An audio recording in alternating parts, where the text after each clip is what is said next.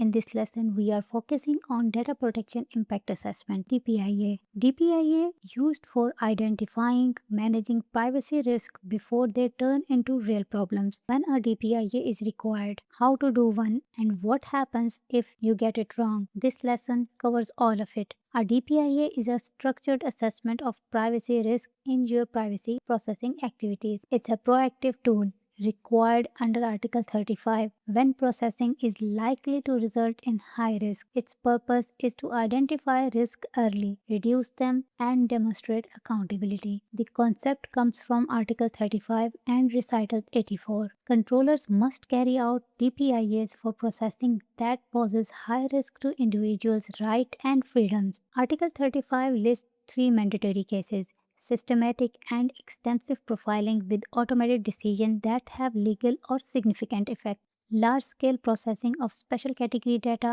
or criminal offense data, systematic monitoring of publicly accessible areas on large scale. Beyond these, high-risk activities also require DPIA. Innovative technologies, biometric or genetic processing combining large datasets or processing data about vulnerable individuals such as children or employees. The key question is simple: does this create risk for individuals?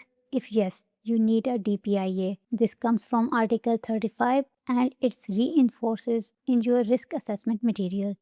You also need to know when DPIA is not required. GDPR provides three clear exemptions. Article 35: no DPIA is required if processing is required by Europe or member state law, and that law already includes a data protection impact assessment at the legislative level. Article 35(6) if your supervisory authority has published a list of processing activities that do not require DPIA and your activity is on that list, you are exempt. Article 35(1) if processing is not likely to result in higher risk, then a DPIA is not required. Supervisory authorities often publish two lists: one for processing that requires a DPIA and another for processing that does not. You can check that essential references on authorities' websites, description of processing and its purposes, a clear detailed explanation of what you are doing and why, assessment of necessity and proportionality, justify the processing and show it's aligned with GDPR principles, assessment of risk to individuals' rights and freedoms, focused on risk to the people, not business risk. Your risk assessment framework reinforces this. Measures to address those risks, safeguards,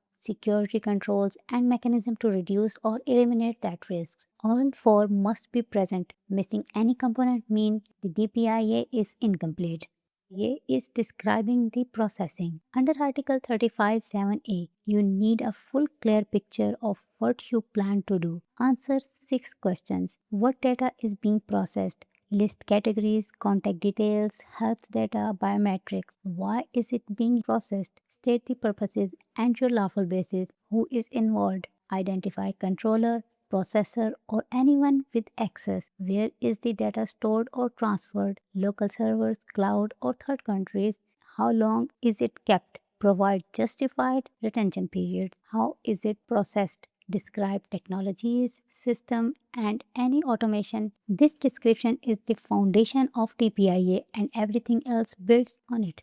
Necessity and proportionality. Under Article 35(7)(b), you evaluate your processing against GDPR core principles in Article 5. Is processing truly necessary, not just convenient? Necessary for your purpose? Is there a less intrusive way to achieve the same goal? That's proportionality. Are you meeting data minimization? Collect only what you need, no just in case data. Is your retention period justified? You must be able to explain it. Are you transparent? Individual must be clearly informed. This step often exposes simple opportunities to reduce risk, sometimes by collecting less data or changing the workflow entirely. It follows GDPR risk-based approach to protecting individuals' rights and freedoms.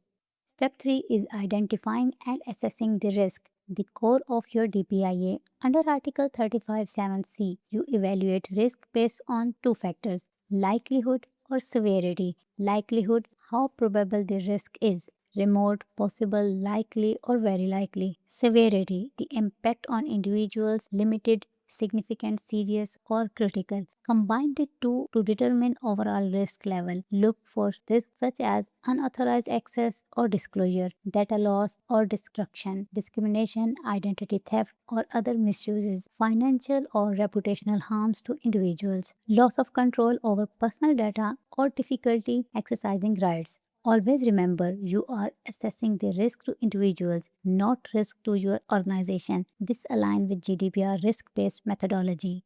Step 4 is identifying the measures you will take to mitigate the risk you found. Under Article 35(7)(d), you must show how each risk will be addressed. Use four categories to control: technical measures, encryption, pseudonymization, access control, and other security safeguards; organizational measures, policies, procedures, trainings, audits, and governance processes; GDPR principles safeguard, privacy by design, data minimization, and transparency improvement; contractual measures, data processing agreement, and other contractual obligations for processors. After defining your controls, assess residual risk, the remaining risk after measures you applied. If residual risk is still high, you may need to consult your supervisory authority before continuing. Identifying risk is not enough. You must show how you will mitigate them.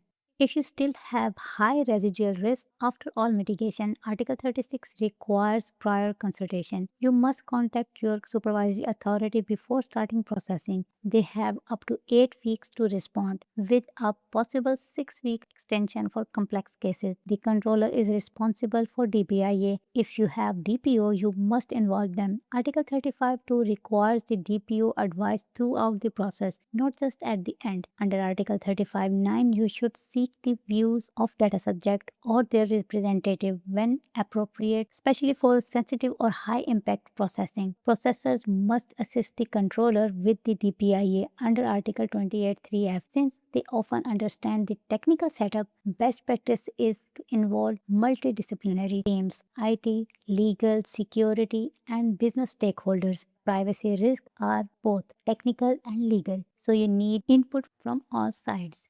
A DPIA is not one-time exercise. Under Article 35(11), you must review and update it whenever your processing changes. Update your DPIA when you change the processing, new data field, new purposes, new jurisdiction. You introduce new or innovative technologies, new risk emerge in the threat landscape, new purposes expand or shift, the volume or categories of data subject increase significantly, law, guidance, or regulatory expectations changes. Your DPIA must reflect your current processing, not your original plan. Continuous reviewing is part of GDPR accountability framework, and your compliance material reinforces this ongoing governance approach. Common DPIA mistakes are easy to spot and easy to avoid.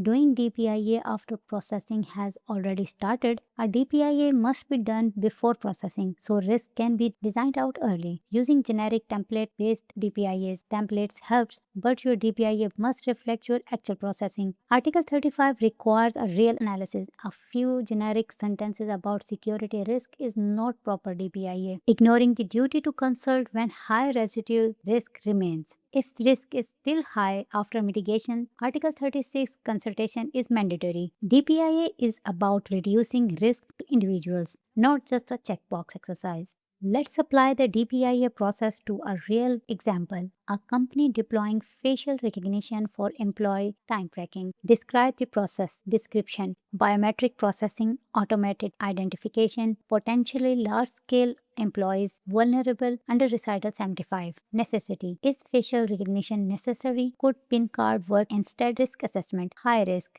Biometric data under Article 9. Surveillance, function creep. Mitigation: encryption, access control, strict purpose limitation, transparency, employee information, consultation per national law. Outcomes: if residual risk remains high, prior consultation with authority required. This example reflects Article 35(3)(c) on large-scale special category data, Article 35(3) automated evaluation, Article 9 on biometric data, Article 88 on employee context processing, and EDPB guidance also apply on video and biometric systems. Documentation is essential.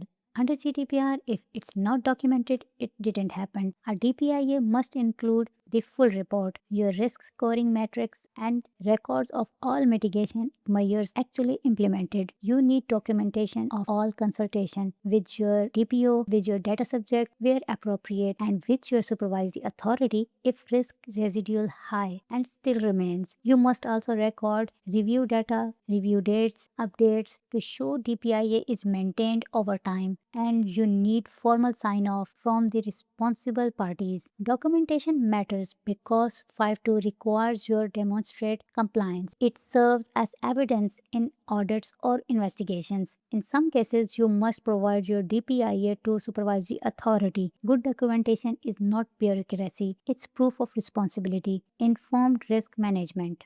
Let's wrap up with the key DPIA takeaways. A DPIA is mandatory when processing is likely to result in high risk. Don't skip it. It must be completed before processing begins. It must include all four components: processing description, necessity and proportionality, risk assessment, and mitigation measures. You must consult your DPO and, where appropriate, data subject to their representative. If high residual risk remains, you must consult the supervisory authority before proceeding. A DPIA is a living document. Review and update it regularly. Documentation is essential for accountability. If you can't show it, you cannot prove your compliance. These principles comes from Article 35, 36 and from Recital 84 and 90. For more insights of GDPR, follow GDPR by Noor. You can also book a free consultation about GDPR, link available in the description.